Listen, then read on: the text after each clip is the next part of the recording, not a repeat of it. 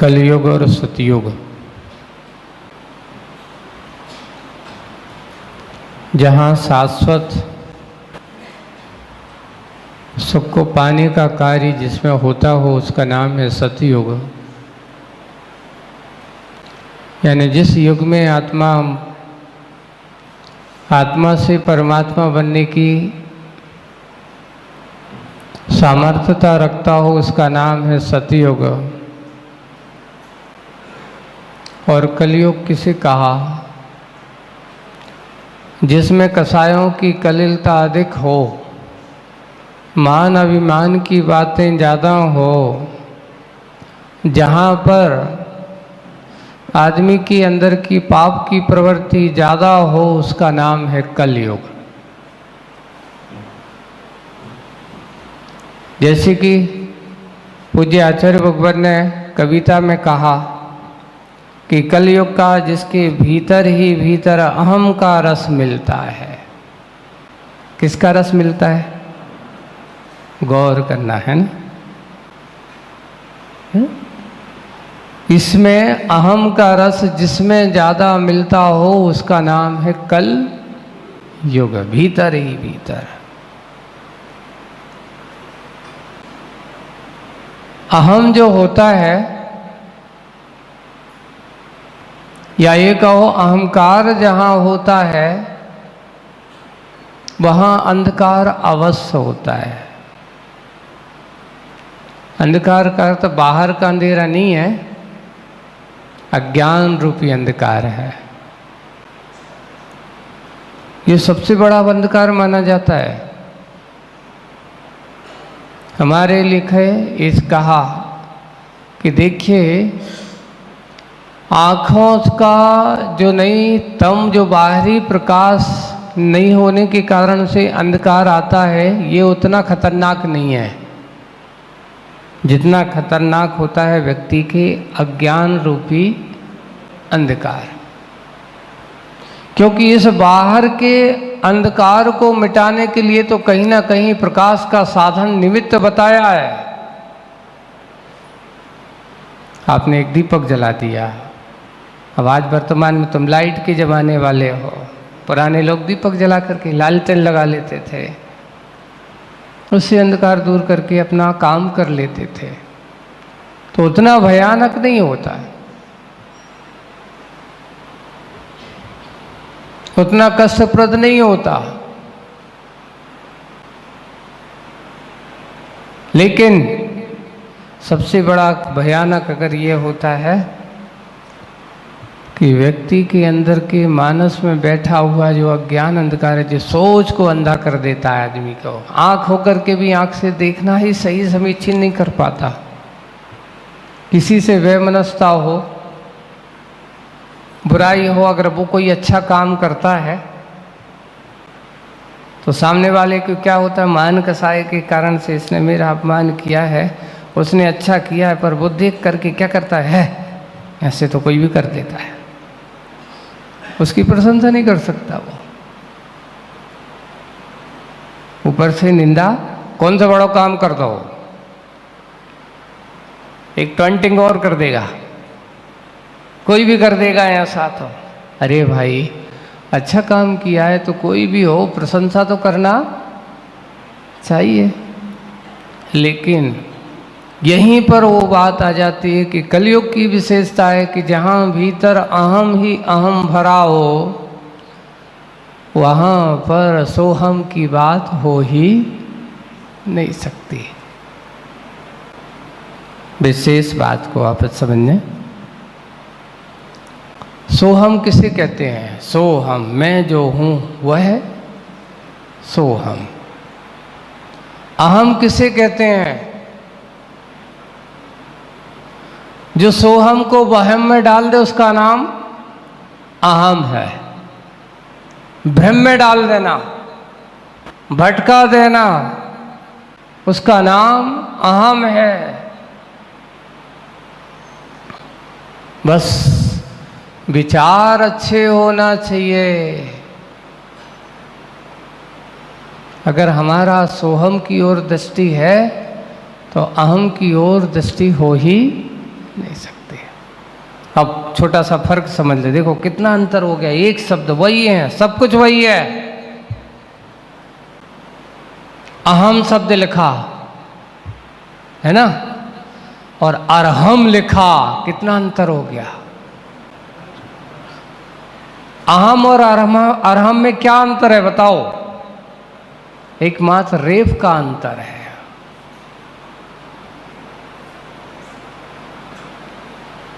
यानी एक पाप की मलिनता में डालने वाला है और एक पुण्य की ऊंचाई को देने वाला है या पाने वाला है। जिस दम तुम कहो अरहम नमा, ऐसे अरहंत भगवान को मैं बारंबार नमोस्तु करता हूँ। जिन्होंने अहम की परिधि को छोड़ करके अरहत की पदवी को प्राप्त कर लिया, उसका नाम है अरहम। तो हम कहाँ चले, अहम की भूमिका में कि अरहम की भूमिका में? किस भूमिका में चलना चाहते हो? सतयुग में रहने वाला आत्मा अरहम को याद करता है और कलयुग में रहने वाली आत्मा अहम के बहम में जीता रहता है। कहाँ जिए? अरहम की ओर चलें। यात्रा आपकी चल रही है तो पूज्य बन करके पूजक की ओर चलें। हम बहम से परे अरहम की यात्रा करना चाहते हैं। दूसरी बात, जिनके अंदर ऐसा होता है, आगे और कहा कि जहाँ अहम का रस मैं करता है, उसकी दशा क्या होती है? एक अच्छा कबीर का या शायद किसका, रहीम का दोहा था, बकरी मैं करत है ताकि खाड़ी, है ना, खाल। और आगे मैं ना कहत है तिसका कौन हवाल। दो चीज़ों को यहाँ लिखा है। एक मैना जो है ना पक्षी, उसका नाम है, क्या नाम है? मैना। ना, जिसमें अहम ना सो मैना,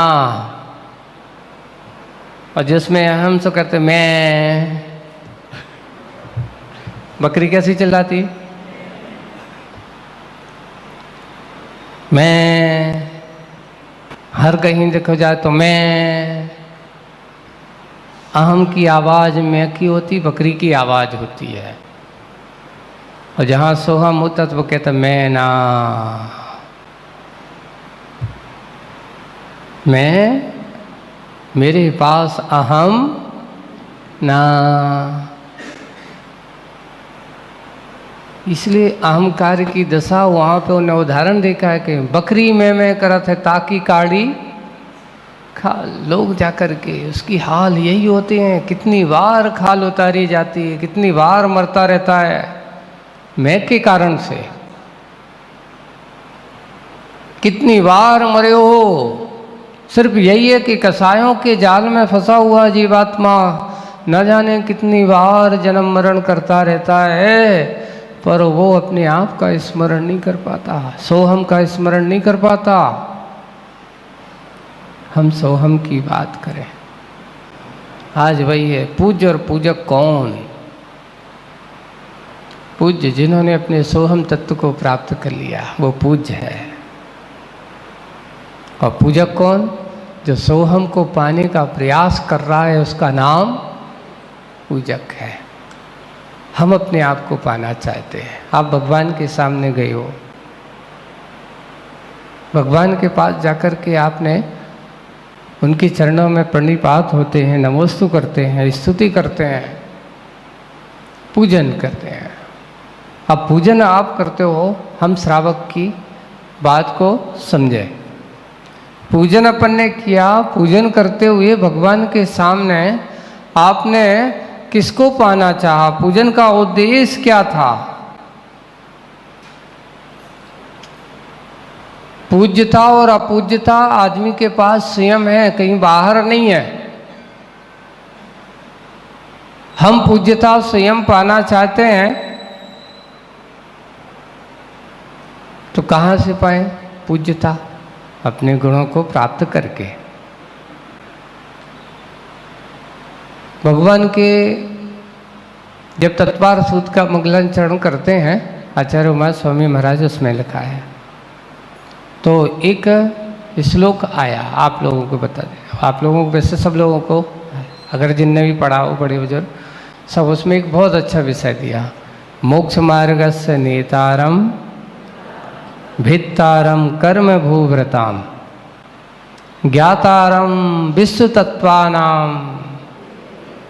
अगला चरण आपके लिए बहुत समझने लायक है। वंदे तद्गुण लब्धये, मैं आपकी वंदना करता हूँ भगवान, मैं आपकी पूजन करने आया हूँ, अभिषेक करने आया हूँ, स्तुति करने आया हूँ। उसका उद्देश्य क्या है मेरा, क्यों आया हूँ? वंदे तद्गुण लब्धये, ये सच्चा स्वार्थ है।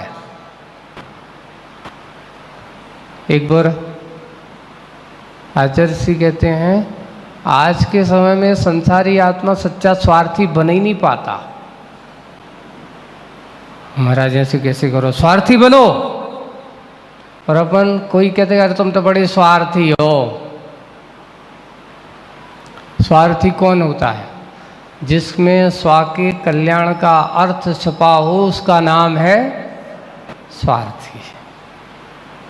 लेकिन जो व्यक्ति पर वस्तु के लोभ में, कसाय में, लोभ लाभ के कारण से होता है, उसको अपन क्या कहते थे? स्वार्थी है। जो तो लोलुपता के कारण से होता है वो स्वार्थी है? नहीं, वो स्वार्थी नहीं है, वो लोलुपी है। स्वार्थी तो वही होता है जिसमें स्व का हित छिपा होता है, उसका नाम पाप और परिग्रह की वस्तु की चाह रखने में स्व का हित नहीं हो सकता। वो पक्का तुम स्वार्थी नहीं हो। स्वार्थी तो हम हैं, सही है ना? स्वार्थी तो वे मुनिराज हैं। स्वार्थ त्याग की कठिन तपस्या बिना खेद, जो अपने उसको संसार के विषय कसाय के स्वार्थ को त्याग करके, उसको मेरा कोई हित नहीं है, लेकिन स्व के अर्थ को पाने के लिए जो तपस्या करते हैं वही सच्चे स्वार्थी हैं। आप स्वार्थी बनो, क्या बनो? लेकिन बाहरी वस्तु के, संसार की चीज़ों के चाहने वाले स्वार्थी नहीं, आत्मा के हित के भाव को चाहने वाले स्वार्थी बनो। ऐसे परमार्थी के पास जाते हैं, भगवान के पास जाते हैं, मेरा कल्याण हो भगवान, आपके गुणों की प्राप्ति मुझे भी हो गए। इस भाव से आप पूजन करते हो। पूजन कैसे करना, आज छोटी सी बात और एक समझ लें अपन। आप लोग पूजन जो करते हैं, षटपदी पूजन ऐसा शब्द आया है, एक 6 भाग में विभाजित होकर के जो की जाती है उसका नाम है पूजन। आवश्यक सबसे पहला अभिषेक। पहला क्या है? अभिषेक। कहीं कहीं लोग आकर के कहते हैं महाराज पूजन के तो 5 अंग बताए हैं, पूजन के 5 अंग बताए हैं। बिल्कुल 5 अंग हैं, लेकिन अभी आचार्यों ने और हमारे भगवंतों ने उसमें लिखा आवश्यक में षटपदी आवश्यकम श्रावकम कर्तुम। 6 प्रकार के कर्तव्य को करना ये श्रावक का परम कर्तव्य है। सबसे पहले 6 विवाह, सबसे पहले भगवान का अभिषेक करना। अभिषेक करना यानी जाकर के भगवान के सामने अभिषेक आदि की क्रिया करना। फिर उसके बाद पूजन के 5 अंग कौन कौन से हैं? तो सबसे पहला भगवान का आवाहनम, पहला अंग है। आप क्या कहते हो? अत्र अवतर अवतर शंभु सटित इति आवाहनम। अच्छे से सोचना, कई लोग तो इस सब में आवाहनम आवन जोड़ देते हैं। हाँ, फिर आत्रमम सन्नितो भव भव वसट सन्निधि करणम, है ना, दूसरा हो गया। तीसरा किसे कहा? आत्रमम सन्नितो भव भव वसट सन्निधि करणम। अब इसके अर्थ क्या है बताओ? आपने करते, रोज करते हो आप लोग, पूजन करने वालों। आवाहनम तो उदाहरण, एक छोटा सा उदाहरण देते हैं। आपके घर पे कोई मेहमान आया है? मेहमान आता है तो सबसे पहले आप उससे क्या कहते हो? आइए, स्वागतम, ये कहते हैं ना। फिर दूसरे जैसे ही वो अंदर आए तो फिर आप उससे क्या कहते हैं दूसरे चरण में? बैठिए, है ना, बैठिए साहब, बैठने को कह देते, वो बैठ जाता है। फिर आप उससे कहते, वो अगर मान लो तुम जहां बैठे हो उससे दूर बैठ गया, क्या बुराई है? का अरे पास में आके बैठो भैया, निकट बैठो। ये 3 चरण है। ऐसे ही भगवान, सबसे पहले मैंने आपकी आराधना के गुणों से आपको बुलाया, मैंने अपने हृदय में आवाहनम, अत्र अवतर अवतर शंभु सट, है ना, अच्छे से थी आवाहनम है। फिर बाद में सन्निधा स्थापनम, बैठिए, मैंने आपको अपने हृदय में क्या किया है? विराजमान किया है। भगवान दूर नहीं, सन्निकट, एकदम पास में बैठिए। मैं दूर नहीं जाना चाहता, आपसे और हमारी दूरी बनी ना हो, मैं निकट रहूं। इसलिए क्या हो गया? सन्निकट हो गया। ये 3 चीजें, तो कितने हो गए? पूजन के 3 अंग हो गए। चौथा अंग क्या है? अष्टपदी पूजन। 8 द्रव्य कौन से? जल, चंदन, अक्षत, पुष्प, नैवेद्यम, दीप, धूप, फल। ये 8 क्या हो गए?